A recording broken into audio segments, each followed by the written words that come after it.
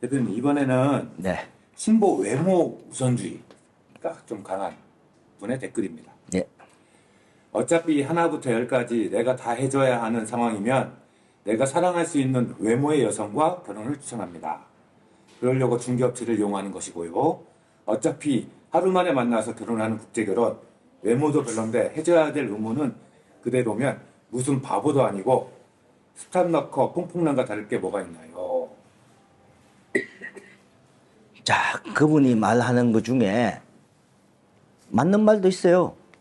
내가 좋아하는, 내 마음에 드는 외모를 가진 사람. 뭐 틀린 말은 아니죠. 근데 이제 그거보다도 아주 이쁜 사람만 찾는다. 근데 이게요, 사람마다 그 기준이 다르더라고요.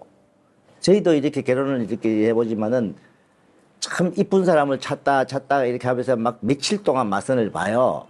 근데 본인이 정작 하는 사람을 만났을 때 우리가 봤을 때는 그렇게 이쁜 여성은 아닌데 이게 그분 기준인 거죠.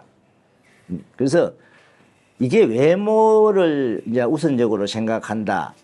저는 이렇게 생각해요. 그분한테 맞는 외모. 응? 이게 사람마다 다 기준이 달라요. 진짜 막 모델 같은 외모를 찾는 건지 그 다 기준이 다르니까. 자, 저희 회사에 어제 맞선을 본 경우가 있어요. 어제요? 예. 맞선을 보는데 A라는 여성과 B라는 여성을 두 명을 보는데 A라는 여성이 외모가 그냥 한국 사람 같이 얼굴이 동그스름하면서 피부 뽀얗이 신랑이 외모에 탁 꼽혀버렸어요. 좋네요. 예. 근데 계속 그 여성을 맞선을 보고 체크도 하고 이래 하다 보니까 이 여성이 문제가 발생했어. 어떤 문제? 한국 사람과 한번 약혼을 했다 파혼을 한 게 들통이 난 거예요, 저쪽에. 예? 들통이 나다 보니까 신부는 첫째, 이 신부가 그걸 거짓말 했다는 거죠. 근데 두 번째, 이 신부 말로는 신랑이 집착이 강하고 질투가 많고 뭐 이렇게 이야기를 하더라고요. 하는데 신랑분이 질투가 많다 그러면 뭔가 신부가 그의 행동을 했으니까 그렇겠죠. 근데 약혼하고 한 2, 3주 후에 파혼을 했다. 그러면 이 신부가 그런 행동을 안 하고 했는데 신랑이 질투를 한다? 그건 있을 수가 없는 일이잖아요. 근데 이 신부는 그것조차도 숨기고 맞선을 봤단 말이에요. 그래서 제가 신랑한테 저분은 안 됩니다. 응? 우리가 이제 그래서 우리는 처음부터 자, 외모는 A 여성이 좀 더 이쁩니다. B 여성도 외모도 어느 정도 괜찮습니다. 괜찮대 보니. 근데 A 여성한테 너무 탁 꼽혀버리니까 그래서 B 여성이 더 참 착하고 더 이렇게 좋은 것 같다고 설명은 했었어요. 했는데 본인도 그 문제가 딱 생기니까 A 여성은 탁 이제 본인하고 안 맞다 생각해버리는 거죠. 그래서 B 여성과 또 이제 이야기도 해보고 많이 이야기를 하니까 나중에 신랑분이 사장님 말대로 이 여성이 훨씬 낫네요. 근데 본인이 생각하는 외모 안에 두 명은 다 들어왔어. 근데 A 여성이 좀 더 월등히 눈도 동그라면서 그냥 한국 사람 예쁜 사람처럼 탁 그랬거든. 근데 그 여성은 뭔가 있을 수가 있다 이거죠. 그래서 그 여성에 대해서 우리는 이제 일단 조사를 하고 막 디비잖아요. 디비다 보니까 나온 게 한국 사람하고 한번 약혼을 했다 헤어졌다. 그러면 이유가 있다. 누구 때문에 뭐 때문에 어디 때문에 이혼했는가는 모르잖아요. 그러면 신부 문제가 있을 수 있고 신랑 문제가 있을 수 있지만은 그거는 알 수가 없기 때문에 일단은 무조건 배제해야 되죠. 처음부터 예를 들어서 신부가 한국 사람하고 이렇게 해서 뭐 약혼을 했다가 파혼을 한 적이 있어요. 또 이렇게 됐을 때는 또 생각을 해볼 신랑 입장에서 생각해 무조건 거짓말을 시킨 것 자체에서도 문제가 있다. 그래서 이제 이 모든 걸 저는 생각했을 때 외모 반드시 본인의 마음에 드는 사람 해야 되는 거 맞아요. 보면 본인 마음에 안 드는 못생긴 사람을 하라 그런 업체는 없을 거예요. 없겠죠. 근데 이 외모도 저희들이 그동안에 쭉 보면요. 신랑분에 따라서 다릅니다. 신랑분이 외모가 잘 생기고 또 좀 눈이 높은 사람은 그만큼 더 이쁜 사람을 찾대요. 근데 신랑분이 또 외모가 약간 또 떨어지는 분 있잖아요. 그런 분은 자기 기준 내에서 외모를 또 찾아요. 그래서 보면은 신랑 수준에 맞게끔 이렇게 매칭이 되더라.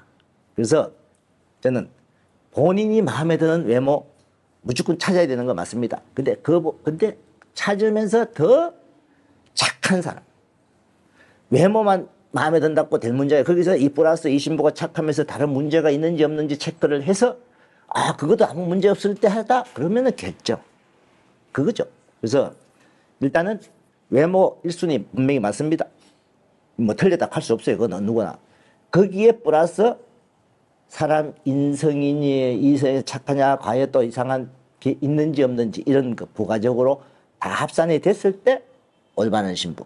그럼 어떤 사람은요. 착하면 다 용서됩니다. 자, 이제 이쁘면 다 용서됩니다. 옛날에 그런 분이 한 분 있었어요. 고생이 시작인데.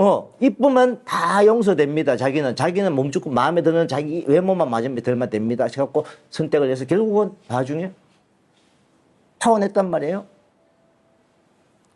그래서 예쁜 거 한 가지만 보는 거는 절대 안 된다. 본인이 마음에 드는 외모 중에서도 그 중에서 이 신부가 착한지 이 신부가 뭐 다른 문제가 있는지 없는지 다 충분히 체크를 하고. 그래서 자, 어떤 뭐 신랑분들은 첫눈에 뿅 같았고 20-30분 내로 저 신부 결정. 이건 하지 말라는데. 최소한 암만 빨리 약혼을 한다고 해도 이틀 정도는 그 여성에 대해서 확인하고 조사를 해야 된다.